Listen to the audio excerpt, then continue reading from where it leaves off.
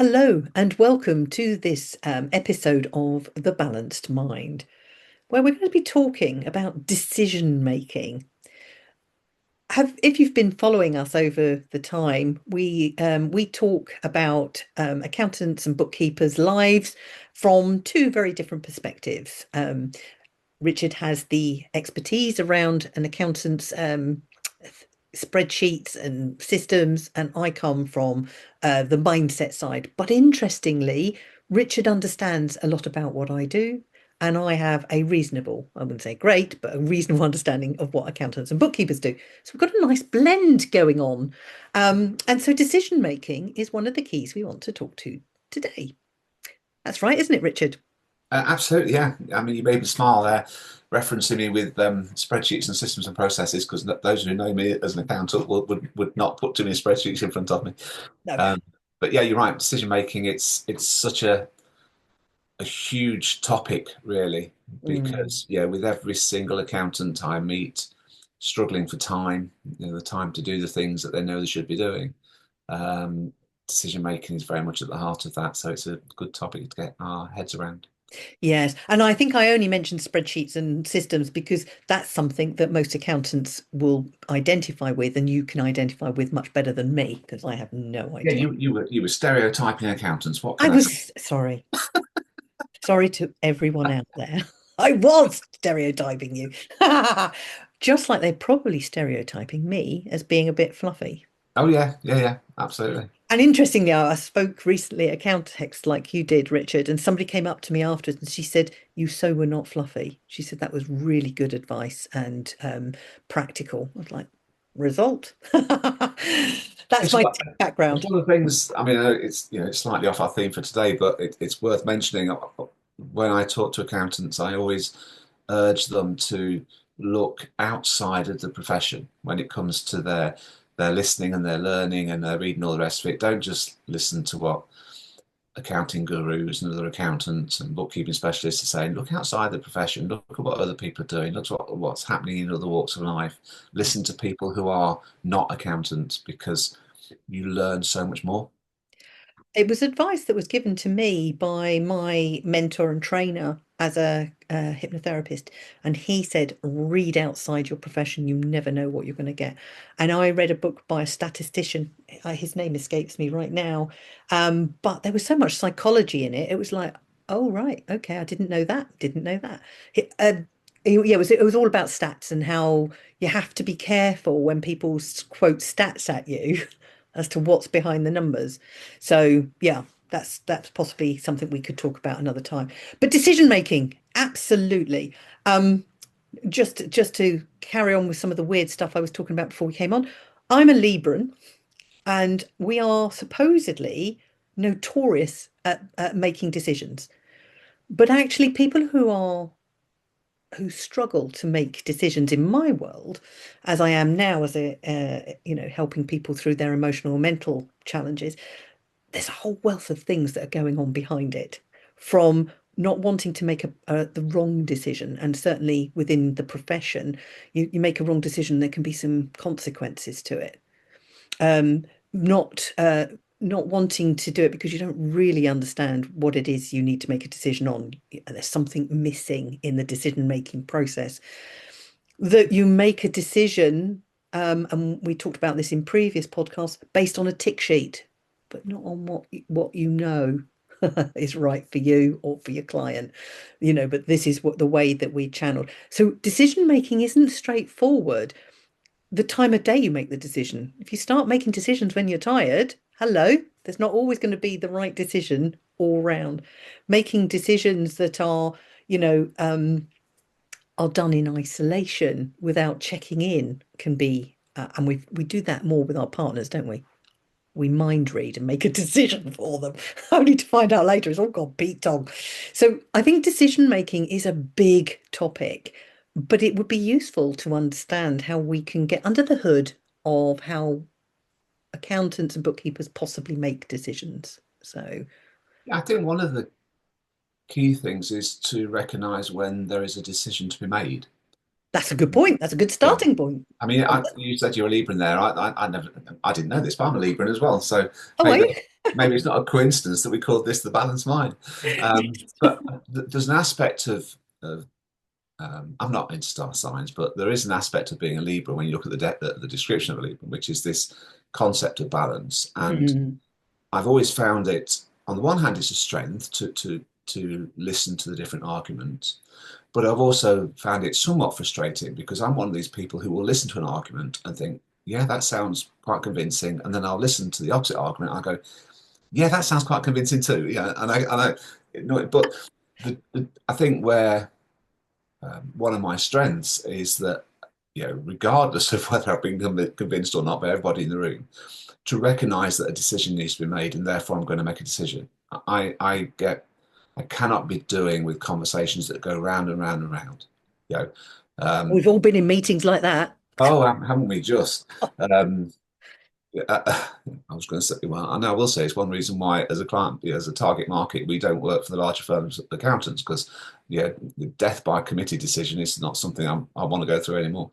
But it's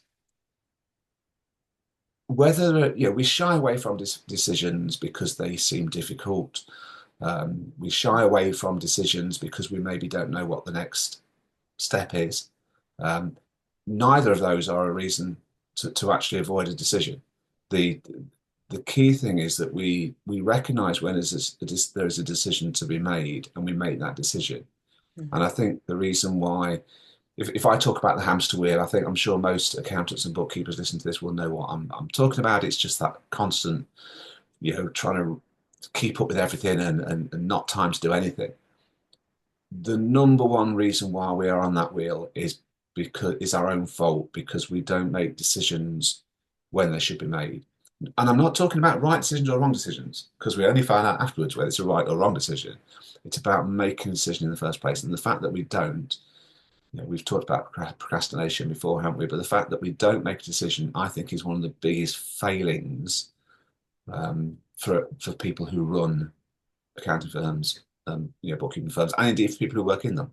Yeah, the one of the reasons, what the number one reason why we don't seem to have time is because we don't make proactive decisions.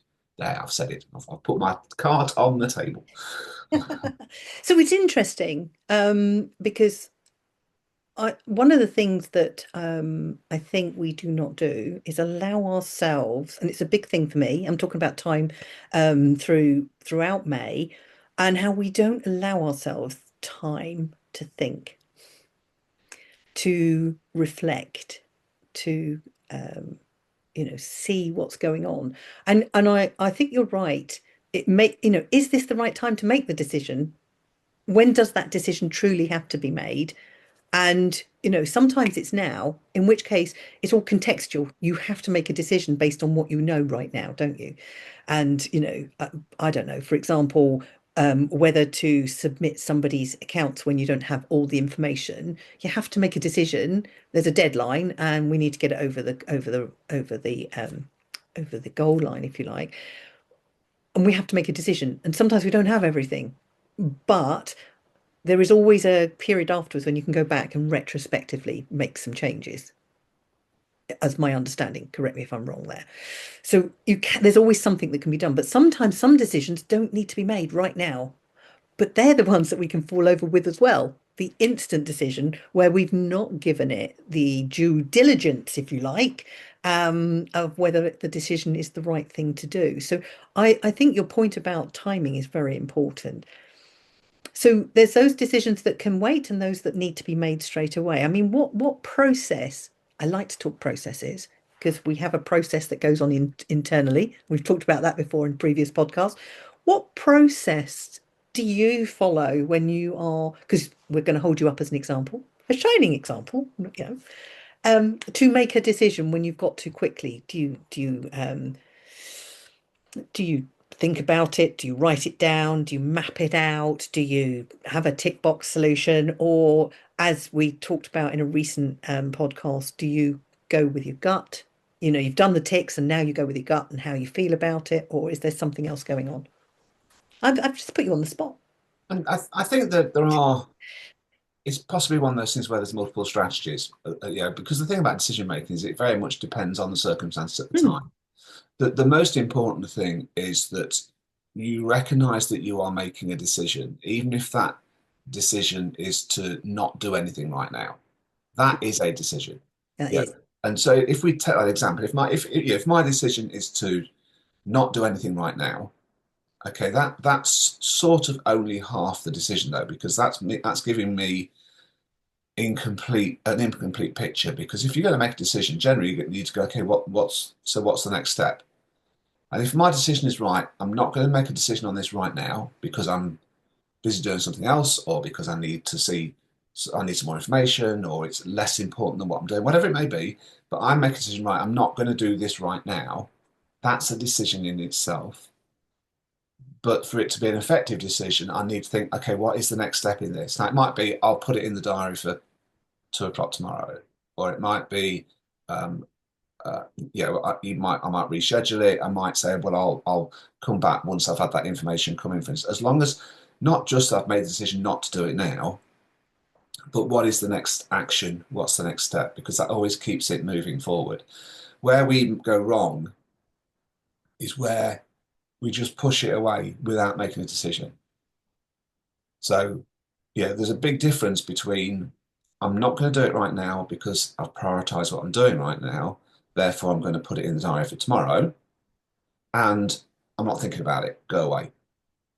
The Mm. second one is not a decision, and there's no follow-up action. I'm not in control of the situation. The first one, I'm controlling the situation still. I'm making a decision which works for me. Now, there and then, the outcome is exactly the same. I haven't done it now. But what happens next is very, very different because on the one hand, I've now got a controlled thing that's in the workflow and will get dealt with. On the other one, I've got something that's still out there in the ether, something that I'm going to have to try and remember, something that somebody else is still going to deal with. The stresses are still there with it. That's So it's exactly not right. about, a decision isn't about doing something, but it is about recognizing, okay, I am going to take a decision on this.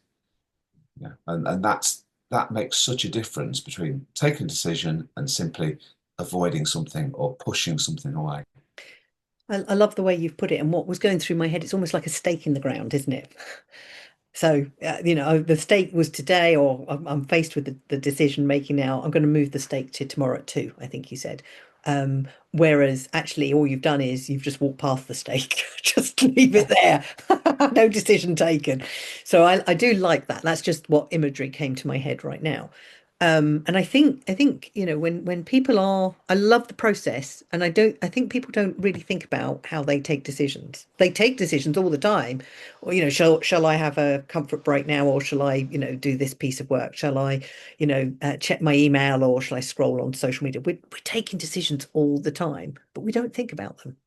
And I think one of the things I'm talking a lot about at the moment is that period of reflection, the opportunity to look at what's working and what's not. And if we can understand, a process that we helps us make a decision, then fabulous. And then we've got something to work with. The next time we make a decision, particularly if it doesn't work, what was wrong with the decision? We know this one worked. Why did this decision not work? And you can start to understand how you operate, because what people don't realize is the decision may end here, doesn't start there. It starts at a much deeper level. It starts at your belief systems, your value systems, your emotional state, about the decision you're taking. If it's a really good client, you may be very excited by it, and you may take a decision without having given it the thought that you need to. So we need to understand decision making is much deeper than what goes on in just our heads. So I think that's useful to understand too. I trained as Myers-Briggs type indicator, so it's personality types. And I remember doing a an event in London with a group of lawyers, and I wanted to understand how they took decisions. So when I asked them, "Are you a tick list?" Going through the facts and all that, most of them went to one side of the room because I got them moving around the room. And I would think there was probably one or two on a spectrum who were a bit further along. And when I said to them, okay, so all your tick lists are done, but you're still not sure, how do you make the decision then?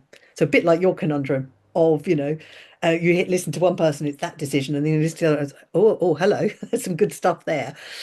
So very similar. So I put it back to them and I said, what happens if you have ticked everything and you're still not sure? What do you do then? Suddenly people started to move across the line, not right to the emotional side, but the feeling side. How does it affect people? What's the impact? And they start to look at it differently. And I think once we understand our decision making, like you said at the beginning, is not linear, it's not a one size fits all. But once we understand what goes on for us, I think we can make stronger, better decisions in the moment and longer term. Does that make sense? Yeah, yes, it does. Where do you stand on um, the issue between going with your, I'll say going with your head or going with your heart. You talked about Yeah. that gut feel there. Mm. Um, we talked about what I think one of the very first podcasts we did was around about the prehistoric brain and all that sort of stuff. Yes. Yep. Uh, we've all been in that situation where we're going, okay, right, well, the numbers tell me I should do this, but I Mm. want to do this. Yeah. You know, where do you Is there a golden rule? Do you always follow your heart? Do you always follow what do you do? I am tempted to say is to put the brain, your thinking brain, as the final stamp on it. It makes the final decision. But the primitive brain, the fear-driven, keep you safe brain is going to always get in the way. And if you go with the play it safe brain, it may just be the numbers it goes with because that's okay, that's safe.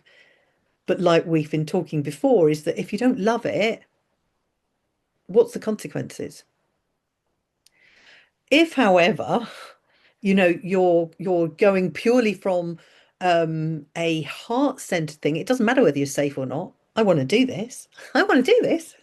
Like me quitting my job many years ago, the first time round, not the second. The first time I just quit my job. I had nothing to go to, but my heart was like, I'm done with this. I'm off. And of course, it was a good move eventually, but I had to make it work. But it wasn't necessarily a well thought through plan. Actually, there was no plan. It was just, this is what I'm going to do. So we have to be mindful of what the heart wants, because it may be that you have to do certain things to get to the place where the heart can be fulfilled, i.e., do what you love, more and more of what you love. The gut brain will always trump any decision if it thinks you're in danger, i.e., risky. It didn't get in the way this particular time because at the time, the danger was the job. And I won't go into that story right now, but the job was the danger. So actually, it was quite happy for me to jump ship. And the heart was like, I'm going to follow my passion. But of course, this part of the consciousness hadn't even had a chance to think about what it's going to do. I'm quite creative, so it was okay, but that's not the point. So, in answer to your question, it's again, it's not, there's not one size fits all, but you do have to be mindful. The decision you're taking, is it avoiding something or is it moving you positively forwards? Because if it's not, and it's avoiding something, think comfort zone. You may be doing something that's in the comfort zone. And actually, what you need is a little bit of fear to jump forward. So I think it depends. And sometimes talking it through with someone like yourself or with me, or a really good friend will help you. The only trouble with really good friends or people who know you is that they will always play it safe too. What I find particularly with the coaching conversations that I have, is that um, they already know the answer. They do. They Yeah, know you here. just got to ask the Here. questions and they come up with the answer, isn't it? Really, it's almost like I talk about shining a light into the corners of their business and this sort of thing. That's what we're doing, isn't it? Really, it's not. It doesn't have to be. We're not wise old men who sit on top of mountains. We don't have the answer to everything. That invariably people know what they should do, and what they want to do, and it's just having a conversation and can help them to just pull that out themselves, can't they? I don't like to lead people in conversations. I like them to go, yeah, I know what I should be doing. And I think that be careful with the should, because the chances are that's a rule that there's been instilled in them. Yeah, true. Um, but they know. I often talk about an inner knower, not knower as in Noah, but a knower as in Knower, because there's a great misunderstanding of consciousness. It's not just what goes on in our thinking brain, but what's going on in that deeper part of the brain and the heart. The heart is a consciousness of itself. I'm doing some work with the Heart Math Institute at the moment, and they're showing how much there is a consciousness going on in there, which is why you can be led by your heart when you're in love. You'll do things you wouldn't normally do. Hello. Yeah. So it's a really powerful thing to be aware of. So yeah, So I'm just reaching for my earphones because someone's starting up a saw outside, and I don't want it to come across on the I recording. can't hear it. You're all right. Okay, I'll stick with it for the moment. Yeah, I think that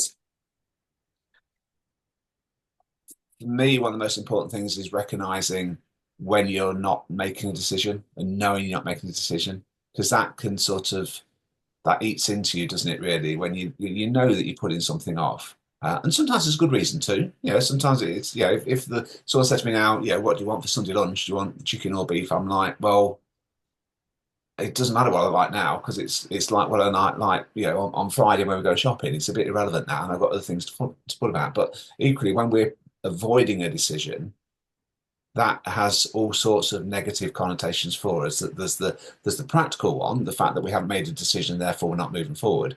But psychologically, it eats into us as well, doesn't it? Yeah. Yeah, it does. And that's that deeper mind saying, this is still outstanding. This is still outstanding. This is still outstanding. This is still outstanding.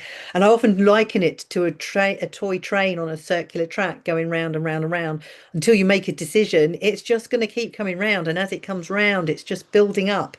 Though you need to deal with this, you need to deal with this, you need to deal with this, you need to deal with it. So that, it can raise levels within you that are not Mm. healthy for you. So I like what you said, making a decision is better than not making a decision at all because, a decision at least then puts that to bed for now. You can always, most decisions can be changed.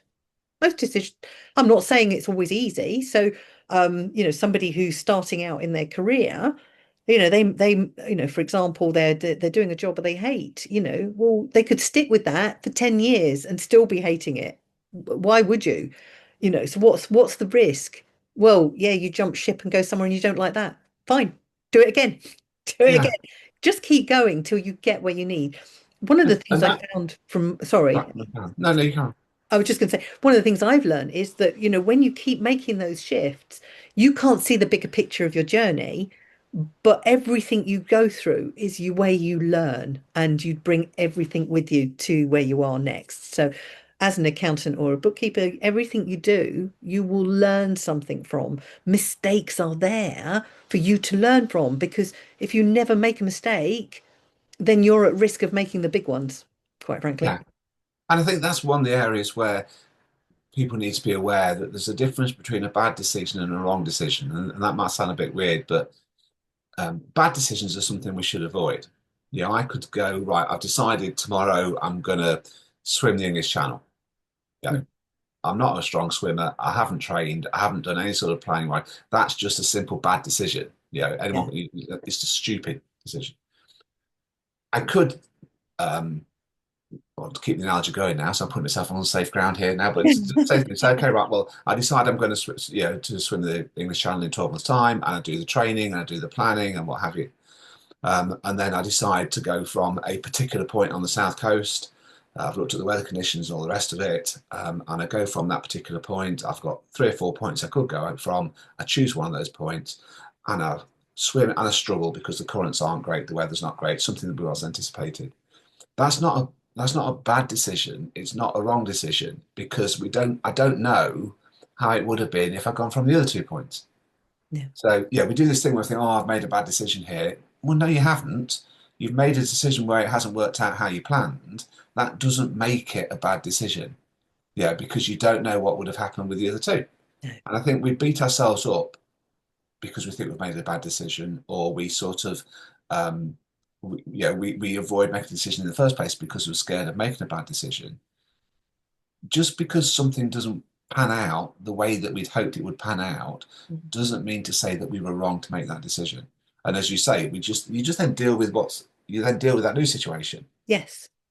Because even if you took the right decision and everything was perfect, it's only perfect right now. Time and everything is always moving on, isn't it? Yeah, So I don't know if you decided years ago that you were going to be running a business that was, in one particular, well, think about blockbusters. Hello. They took a decision and they didn't make the transition very well and they were overtaken by Netflix because life is just that way. It's about reacting and, shifting and changing where you can. And the decision you take, you just have the chance to make a difference in a different way when you're faced with a different set of problems. You've no idea where it's taking you. It can take you yeah, somewhere much, much better. And I think, the fear of not taking a decision is the thing to look at. What stops you?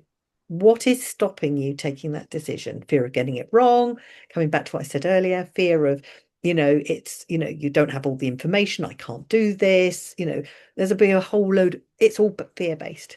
And suddenly, if you know that as a starting point, then you can start to think, okay, well, what do I need to do to make that decision better for me right now? Because yeah. you don't know what else is going to come up. No, you don't, and it's giving yourself every opportunity to make a good decision, but not beating yourself up if things change. Yeah. And yeah, when I think back to the hamster wheel, um, if you've got say you've got a Ring doorbell or you've got security cameras on your house, what have you, and you can look at the recordings and you get these long periods of inactivity where there's nothing, and then there'll be a line, and that means there's been some activity. I sort of see the accountants and bookkeepers hamster wheel as a bit like that. When you look at them going round and round a wheel, I think there's long periods of not inactivity because they're working hard, Mm. but nothing of any significance is happening. Yeah. And then occasionally you'll go, oh, they made a decision there, and they made a decision there, and they made a decision there. It's like if we could squeeze those together so that what we were doing was more, we were people talk about control, people talk about Yeah. this sense of being sort of overrunning their business, what have you. Take a decision take a decision to change it, take a decision to do something different, take a decision to say no, take a decision to push it back till tomorrow. Don't allow things to just keep happening to you because clients will chuck stuff at us all day long. The government will chuck stuff at us all day long. There's always going to be something to do. We're Mm. not never going to sit around going, I wonder what I should do in the next hour. What makes the difference is when we're actively going, I'm going to do that, I'm not going to do that. I'm going to do that, but I'm going to do it tomorrow. You Yeah. know, it's just this constant, oh, I don't know what to do, so I'm just going to push back and just work as hard as I can. Working as hard as I can does not take us forward in most cases. No, it's a good point.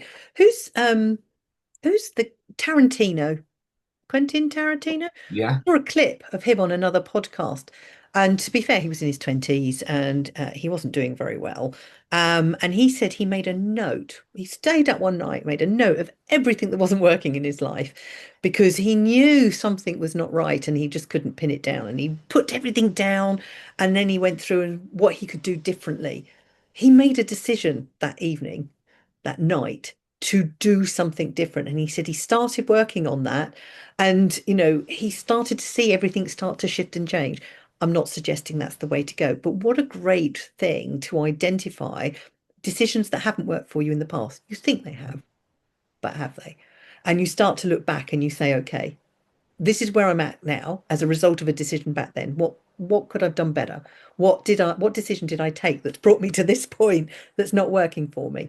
And a lot of it will not always be as clear, but there are some, as you say, a few big decisions that we've taken that are saying, actually, this isn't right for me. So I think sometimes that I know I mentioned it before, this idea of reflecting on decisions that have worked and what went well and decisions that didn't go quite so well. What did you learn from that? And how could you bring that forward to your future decision making? Because I genuinely believe we have inner systems and processes that are habitual and we have no idea what's going on. yeah.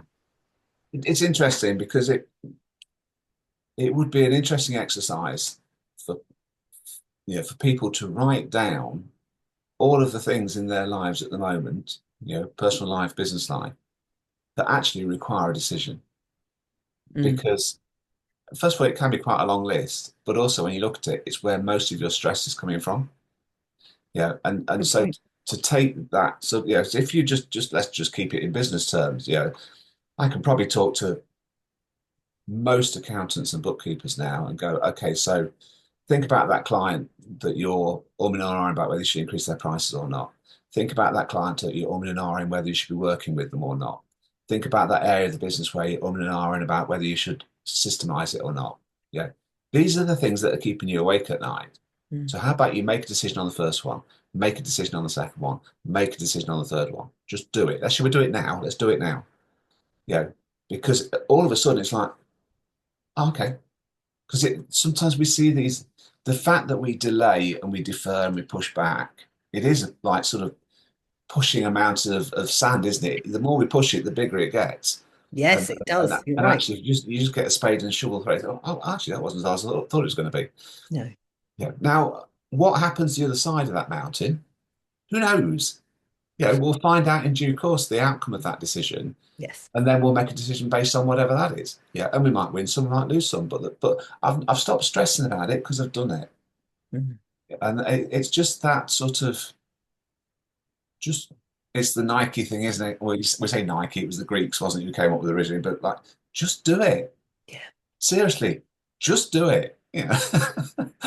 Or JFDI Yeah, FDI, exactly. Yeah. But as is long the as term that we used to use when I was in projects and programs. Just well, do quite. it. You know. I talk, I say this so many times with accountants, with bookkeepers.